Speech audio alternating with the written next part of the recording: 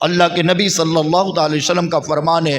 ارشاد فرمایا جو میری امت کے چھوٹوں پر شفقت نہیں کرتا اور میری امت کے بڑوں پر یعنی بوڑھوں پر رحم نہیں کرتا، میرے حضور فرماتے اس کا ہمارے اسلام کے ساتھ کوئی تعلق ہی نہیں ہے۔ بڑھاپا آ جائے، وہ ماں باپ پر آ جائے، وہ ہمارے معاشرے کے کسی فرد پر آ جائے، اگر تو ماں باپ ہیں تو حکم ہے اما یبلغن عندک الکبر احدہما او کلاہما فلا تقل لہما اف، تیرے ماں باپ دونوں یا دونوں میں ایک پر بڑھاپا آ جائے تو تو ان کے آگے اف بھی نہ کر۔ اور اگر ہمارے معاشرے میں کوئی بوڑھا ہے، مرد ہے یا کہ عورت، کیا ہم بازاروں میں نہیں دیکھتے؟ نہ جانے کتنے ایسے بڑھاپے کے عالم میں جن کو اولاد نے گھر سے دھکے دے کے نکالا اور وہ بیچارہ بڑھاپے کے عالم میں آ کر بھی مانگنے پہ مجبور ہوا۔ کوئی بوڑھا شخص ملا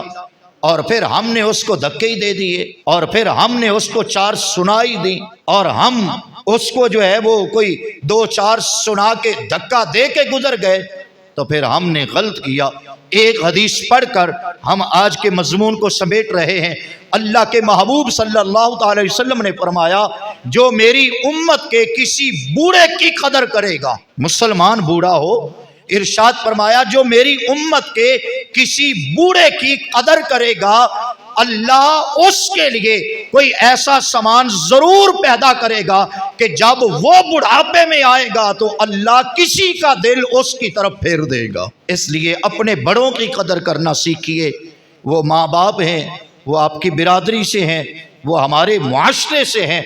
بڑھاپا اللہ کی طرف سے آیا ہے اور بڑھاپے کے اندر آ کر جسم کے جو اعضائے بدنیاں یہ ساتھ چھوڑنا شروع کر دیتے ہیں، اس کی جو ہے عادتیں وہ بچوں کی طرح ہونا شروع ہو جاتی ہیں۔ بابے کو کہیں کچھ، وہ کرتا کچھ ہے۔ بابا گھر میں ہو تو تب ہماری بہو بیٹیوں کے لیے امتحان ہوتا تو امتحان ہے کہ کیونکہ اعضائے بدنیاں ساتھ چھوڑنے لگے،